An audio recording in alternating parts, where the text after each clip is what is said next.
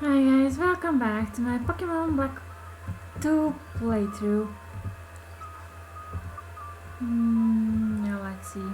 I'm going to put Fluffever in the front so he can get some experience. Still only recording top screen. I don't know, maybe someday. I'm going to try to record the bottom screen as well. But first, let's capture our first Pokemon in this area. Oh, it's an Azorial. We have the type. No, we don't have a type advantage because it's normal type, right? Or normal fairy. I'm not sure. But I'm not confident leaving Fluffever here. He's still just level 2 little baby, so I'm going to put him Purloin and try to defeat this Azorial so we can get some experience. So, on the topic of religion, today we're going to talk about the discussion people have nowadays on religion and how that affects today's society. So, the main... Purloin has a horrible attack stat. Let's see what assist does.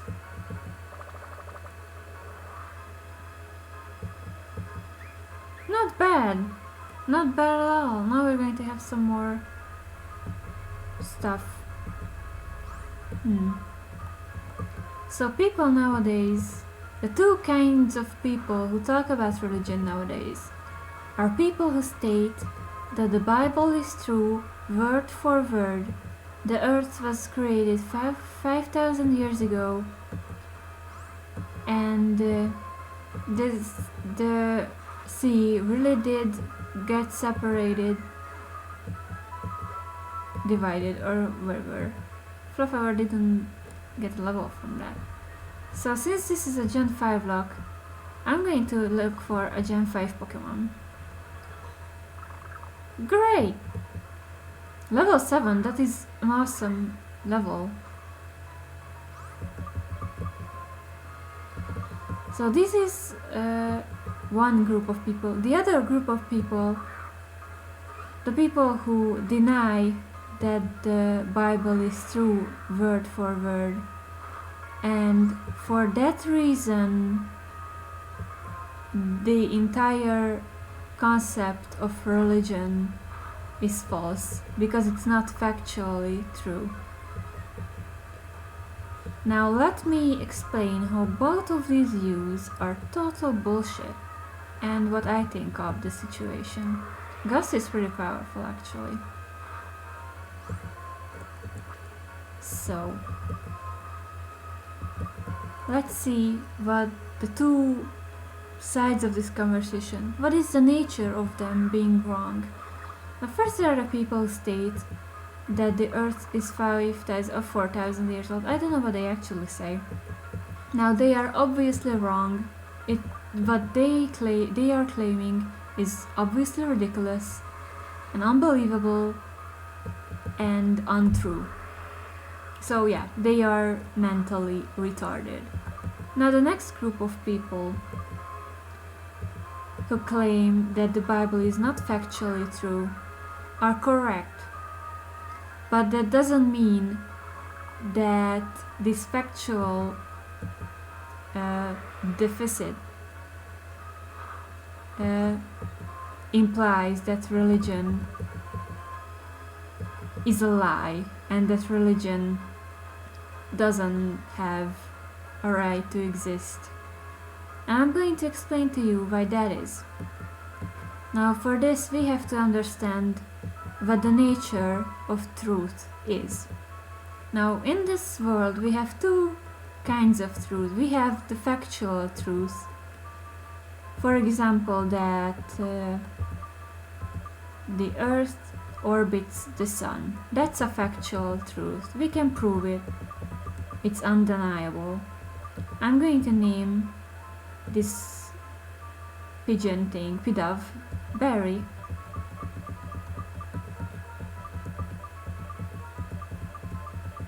Now the other form of truth is something that is true in spirit. For example, saying that if you teach your children by punishing them. You're teaching them to lie. You're teaching them to be liars. Oh. And that is because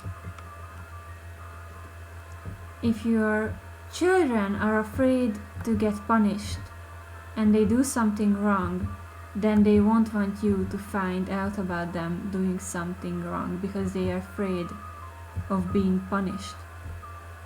So by punishing your children, they will learn to lie to you and not tell you if something wrong happened because they are afraid that they are going to be punished. Now this is a truth that is different.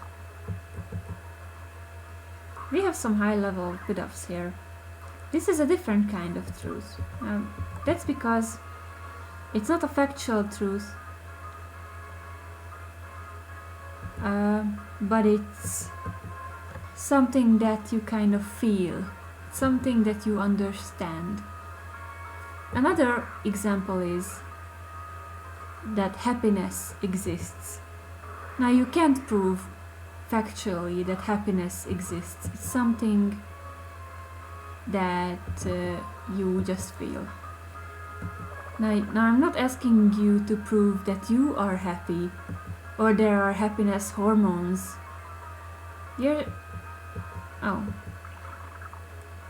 It's the concept of that happiness exists.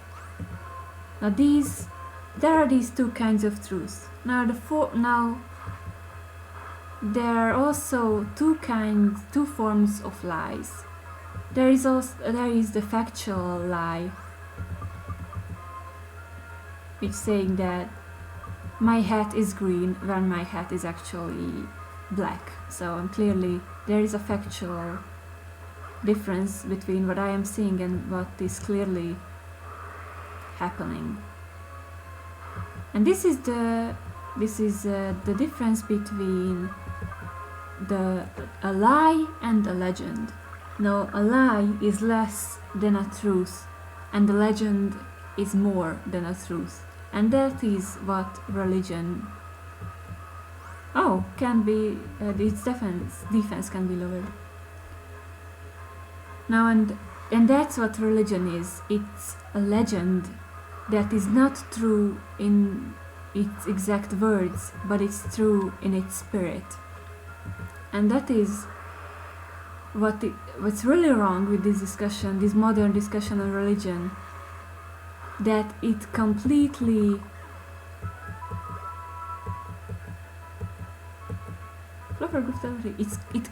denies the spiritual part of religion, which is what it is entirely based on. Religion is supposed to be food for thought, it's supposed to be spiritual guidance, and there is absolutely nothing that would be... It has absolutely nothing to do with how old some rocks are. You're not going to be a better Christian from believing how old the planet is. That has absolutely nothing to do with the messages of religion. And I'm going to explain what I mean.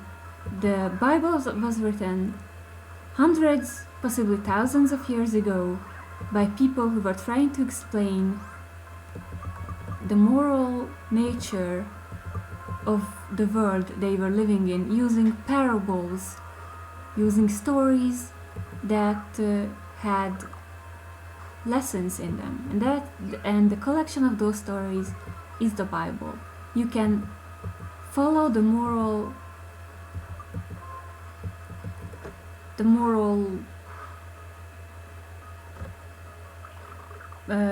progress of humanity by reading the Bible, and by extension you can learn about the moral progression of God himself, or the image of God, or what people perceive as God, which is the human conscience. Our image of God has always been what the human conscience told us. Like in the Old Testament, like there's the eye for an eye view, which was at the time is actually trying to make peace, because at the time it was 1,000 eyes for an eye. So if someone who you loved got killed, you went and killed their entire clan, their entire family. And what an eye for an eye actually said is that no, you don't have to kill their entire family, you only have to kill that one person. Which is, of course, is barbaric by today's standards, but at the time it was actually trying to make peace.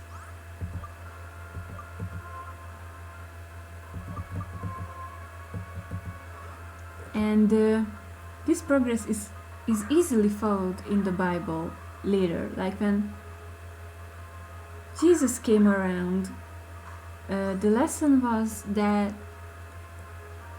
the Jewish people don't have, like, they aren't a single people chosen of the Lord. It's actually the entire humanity. But to tell you a more simple example of what the Bible is actually about, so it's a collection of stories that you're supposed to learn from. And there's an example of Jonah being eaten by the whale. Jonah got a message, a quest from God to go and help the cities of whatever. I have no idea what. And he refused. He was afraid of the responsibility and he ran away. He thought that he could run away from God. He thought that he could run away from his responsibilities. And for that reason he got punished, and he wasn't able to do that. He wasn't able to run away, and he was forced to at least try and attempt to do his duties. And the lesson of the story is that you can't run away from your responsibilities. And now you can choose what religion is about. You either think that the lesson of the story is that whales are capable of swallowing a human, which they are not capable of. Their throats aren't big enough for a human to fit through. You can choose to think that the lesson of the story is that whales can swallow humans, or you can choose to think that you shouldn't try and run away from your responsibilities. And you can select which one of those two makes you a better human being, which one of those two makes you kinder being, which one of these things actually affects how you act and what actions you take in your life. Oh my god, it's the cutest puppy ever. And these spiritual lessons are the ones that are being completely ignored by both people who claim to be religious and both people who dismiss religion as a whole based on what these retards say. And I'm going to talk about now the discussion that we're having, what these two kinds of people are having. I'm going to put Barry in front for this one. Now, this discussion is a complete waste of time, because there are these retards who claim complete factual lies. They claim that the earth is forever young. And the people who stop the actual modern thinker of our age, they actually stop, listen, and try to disprove them. They actually engage in conversation with them, which is extremely harmful, because for one, these religious fanatics actually think that they are worth listening to. They actually get some kind of positive reinforcement that, oh, these people are really intelligent and they stop to talk to us about our nonsense. Then must mean that our claims have a right to exist, which they don't. I don't think that people should stop to talk to these idiots. I think it's a complete waste of time, and it just reinforces their delusions.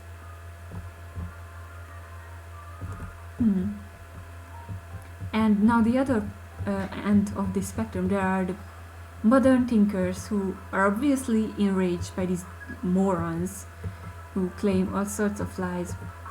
They are enraged and they stop to try to disprove them, which they do very easily because they are retards.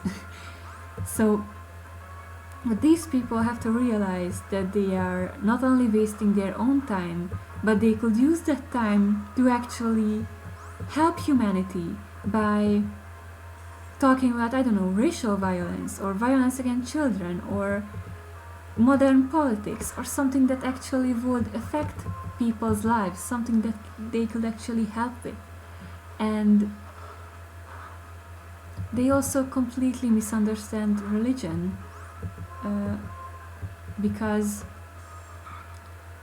they, when they think of religion, they think of these nuts, these dumbasses, these retards who have absolutely no idea what religion is truly about and who are completely failing to understand the message of God. Yay! We have a bug type move now. Mareep. Let's switch to Purloin, who can be paralyzed. So these people legitimize these normal thinking, rational thinking people legitimize the argument of these assholes by listening to their religious nonsense, and on the other hand they fail to help humanity while being distracted by this nonsense. And they also misunderstand what religion is based on what these idiots say. And what I wanted to get to is that the nature of religion is really being completely destroyed in modern times, I believe. Like, I personally only talk about Christianity now because that's what I'm more familiar with. Like, I wasn't raised very religiously, but in recent days, like, I've been seeing what this discussion has become, and I was like, that is not what religion is about. Like, you're not even talking about the right things here. Like, for example, like, oh, what do you want, Hugh?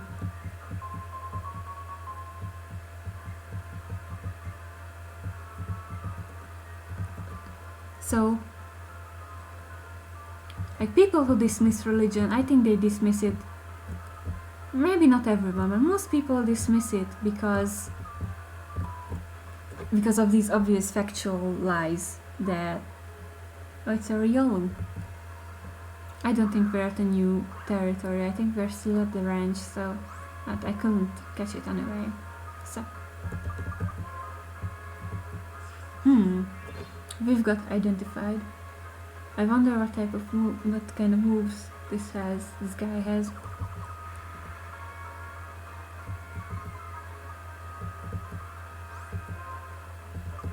So I think society could really benefit from people who actually know what religion is about.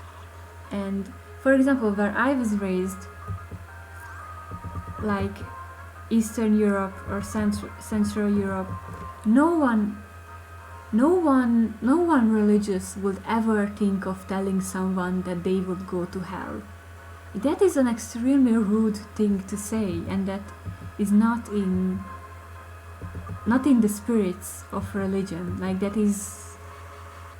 that's an evil thing to say to someone. That's not a nice thing to say, and religion says that you're supposed to be nice and you're not supposed to hurt anyone, and it's obviously psychologically hurts someone if you say to them that they're going to go to hell. That's not a nice thing to say. And it baffles me how evil some people can be who claim to be religious. And it hurts me. It hurts me personally. I'm going to keep Fluffover in the front in hopes that he'll get some levels. And I think what people should talk about when it comes to religion is really about the lessons religion teaches. Because I think I'm pretty rambly here, and I'm not saying a lot of specifics. But the Bible, for example, explains how God is wrong on several occasions. For example, like the story of Noah and the ark is specifically about how God screwed up creation, and he's seen how rotten the world that he created has become, and he decides to redo the whole thing and be more merciful. Like, he promises that he's not going to take out humanity and the entire world ever again in the same manner as he did with the flood. Like, that's a part of God when he improves as a moral creature. He becomes a better person by the end. And you don't have to, it completely isn't about that God actually exists and stuff. It's about humanity. The Bible tells the story of the moral improvement of humanity. Like, the humanistic ideas that, like, we're supposed to be, we used to be very cruel, and we learned the ideas of kindness and compassion along the way. Like, at least that's what the Bible tells us. And the entire core and the reality of what human empathy and human morality is what we reflect in our God images. In the New Testament, God is a way more kinder person, and he became that person throughout the stories of the Bible, and that's how humanity itself evolved in its moralities. Like, at least we're supposed to jump off that ledge, okay.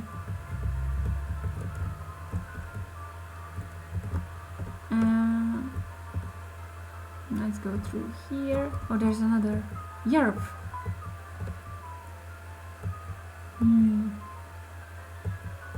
But I think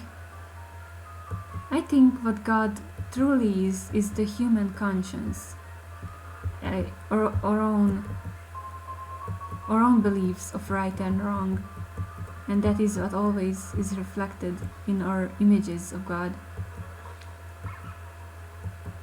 And I think you don't really have to be religious to adopt the morals of the Bible. Like, it's basic humanity. Like, people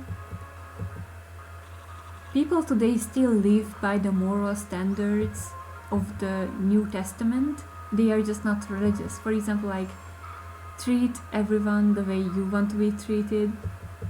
Like, murder is wrong, and like stealing is wrong. Like, those are just extremely basic moral principles that you don't have to be religious to follow those. But these things didn't used to be like that. Like, thousands of years ago, if you killed someone, and then you were in the right because you were able to kill them. Like that really long ago. That's how it was. If you could kill them, you were in the right because he wasn't able to protect himself. And or if you could get away from the scene of the crime and you wasn't apprehended, then you could get away with everything. So, like, basically what I am trying to say, that religion doesn't have to make you an insane person. It doesn't have to make you believe in dumbass, retarded crap that is obviously not true. But that doesn't mean that you have to dismiss religion because of these things. Like, religion is still completely legitimately a worldview without the dogma, without taking the Bible completely word for word and completely literally. Because by doing that, you completely throw religion out the window, because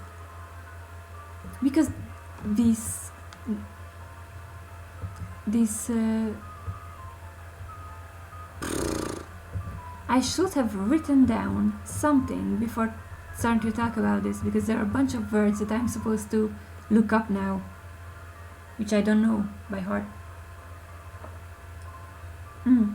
Okay, got it. So this completely materialistic view of religion is clearly the complete opposite what it's about.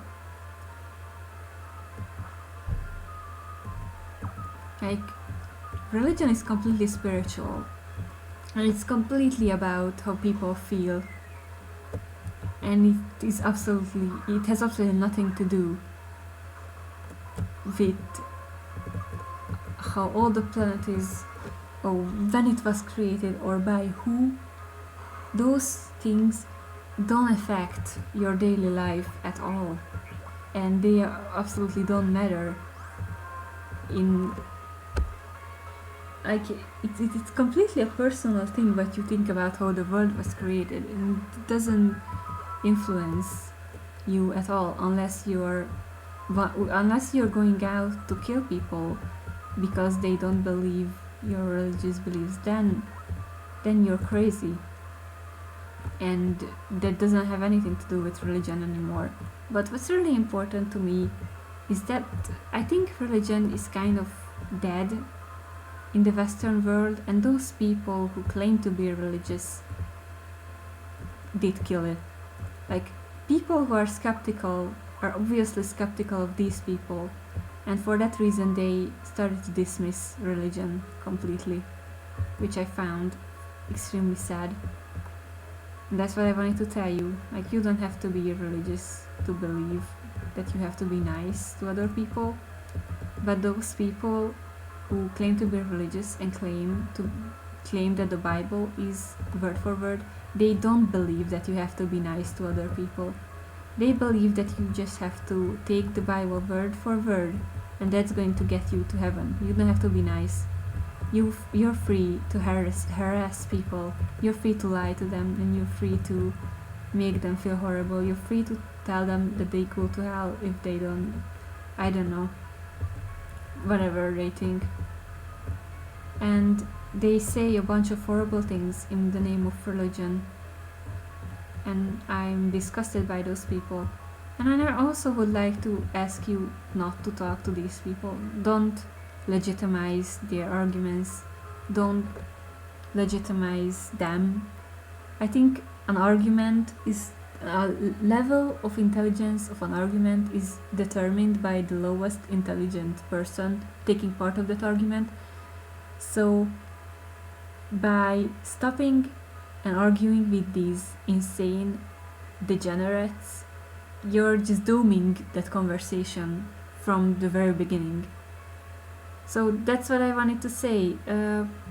Just be nice to each other and try to discover what religion is yourself, and don't even think of these dumbasses who exist. Like they are completely misrepresenting religion, and I think like normal and nice religious people are really they are really paying the price for this. For example, in France and Paris, you can't have your religious events in public anymore. Like, and I've talked to like a homosexual person online, and he was like completely in favor of that. And I thought, well, if you're homosexual, then you should be the first one to understand how important it is for a group of people to be able to go out the streets to represent who they are. And the most surprising thing with that conversation was that he used, alright, Hungary, the situation of gay people is pretty similar with the situation of religious people in France, based on what we talked about. And he used the exact same words with the exact same arguments for why religious people shouldn't be allowed on the streets. The exact same words, the exact same arguments that our far-right neo-Nazis say about why homosexuals shouldn't be allowed to go out the streets and represent who they are. And I told him that, and what I realized is that fascism does not know bounds. If you meet someone you don't agree with, you're going to try to silence them if you're fascist. And it doesn't matter what you experience, it doesn't matter that you've been suppressed. Especially if you've, don't talk to me, especially if you've been repressed in your life. For example, if you've been homosexual, you've been repressed at some point in your life because of religious people, then you're going to do the same to religious people, and you're going to try to repress them and their rights to march on the streets if they want to. And I realized that is going to be the death of the 21st century. That is going to be the death of tolerance, and that's going to be the end and the death of peace in the 21st century, is that groups of people who've been suppressed are going to rise up to the perceived people who've been repressing them. For example, like religious people get a lot of shit for the Crusades, which happened 800 years ago and they had no part in and don't agree with what happened there. And these completely unrealistic things are being brought up in arguments. And I think that that's just the nature of humanity and fascism. People are just going to repress anyone who they have the opportunity to. If you're asked alright, there's this group of people you hate, let's say Nazis, that's a pretty safe bet. And you can vote. Will you deny the right of the Nazis to march on the streets and say whatever they want? Now I bet that the vast majority of people are going to say that, yeah, fuck Nazis, they should shut up and they shouldn't be allowed on the streets. And that's fascism. That is exactly what fascism is. It's a group of people you don't agree with and you have the right to silence them. You're going to silence them. And that is exactly what's happening with religious people. That's what used to happen with gay people. And that's happened with every group eventually. And I find that extremely sad. Just because you don't agree with someone, that doesn't mean that you have the right to take the rights of that group. Because that's just going to lead to oppression and a completely new circle of hatred. Like, if Nazis would be allowed to say whatever they want, then there will be way less Nazis, because it wouldn't be forbidden and people will be argued with, and like teenagers wouldn't stop and go to become Nazis because that's like the forbidden thing to do. If Nazis would be allowed to do whatever they want, we wouldn't have as much Nazis. And that's what you have to realize, that you're fighting against yourself by trying to silence the group of people you disagree with. Like, I, as a semi-religious person, I feel like I should be way more religious because of the fact that my people are being suppressed. For example, in Germany, France. I don't know what's up with Germany. I'm pretty sure that Nazis aren't allowed to exist in Germany, which is the reason I think that the far right is getting stronger in there, because they are feeling repressed. If people are free to say whatever they want, then they're going to be way more civil and mature about their arguments. So this was a pretty long episode and pretty rambly, but next time if we're at the subject of fascism, next time we're going to talk about the game Undertale and what it tells us about fascism. So come back next time. Bye.